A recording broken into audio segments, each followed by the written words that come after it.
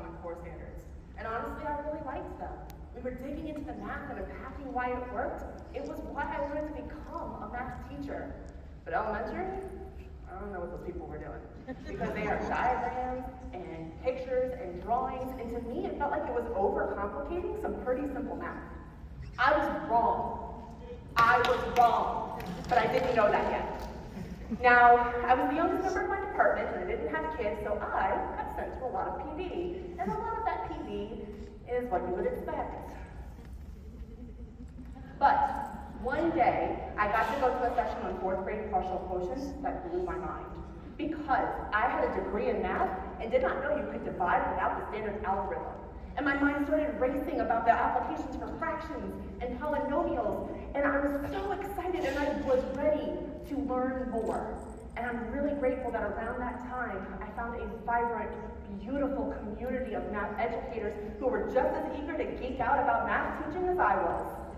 But over time, I got frustrated because the professional development that my school was sending me to was not developing me professionally. My most meaningful learning was happening on my time and dime, and teachers do not have enough of either. So, fast forward to the Indianapolis Regional Conference in 22, where I'm complaining about this very topic. How frustrated I am that most professional development is all the reasons why teachers suck and nothing about improving their practice, everything about why they need to change everything they're doing, but not showing them how to do it. Because you can change standards, but it does not change practice. You cannot just give out standards and assume that it's going to change everything. And so Annie Fetter looked at me and said, okay, let's do something about it. Oh. So we spent the rest of the conference dreaming what this could be. We knew it needed to be free. We knew it needed to be safe and welcoming to teachers of any grade level. We knew it had to not feel like what we've experienced before. And we knew that we had to tweet about it so we wouldn't chicken out.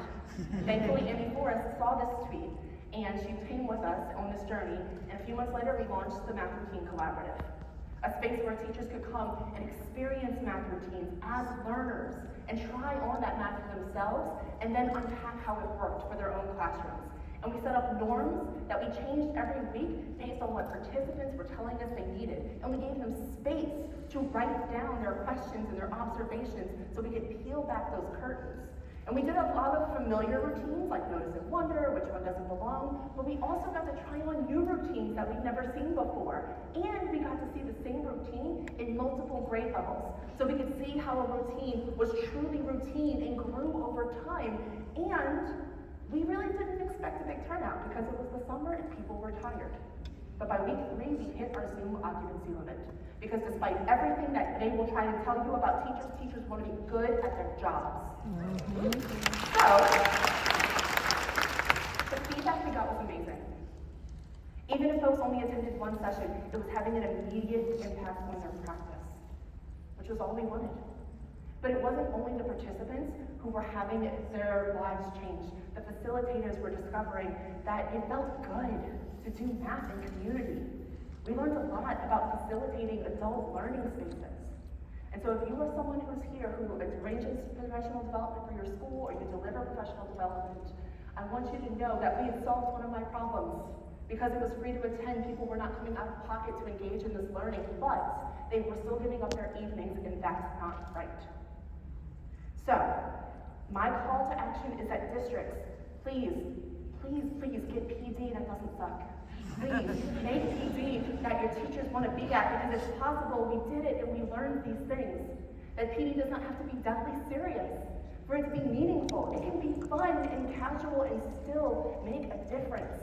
That you need to figure out what needs are not being met, student needs and teacher needs that are not being met, and then find a way to meet those needs. You need to give people a chance to debrief, and you need to give them a chance to ask their questions and think about what does this look like in my classroom without peering over my shoulder in fear of my evaluator that I'm not perfect. Embrace the imperfection, because if we want imperfection from our kids, we have to embrace it in our adults as well. Because no one should ever have to go out of their way to feel like this. Thank you. Give it up for Shelby Strong. Make some noise.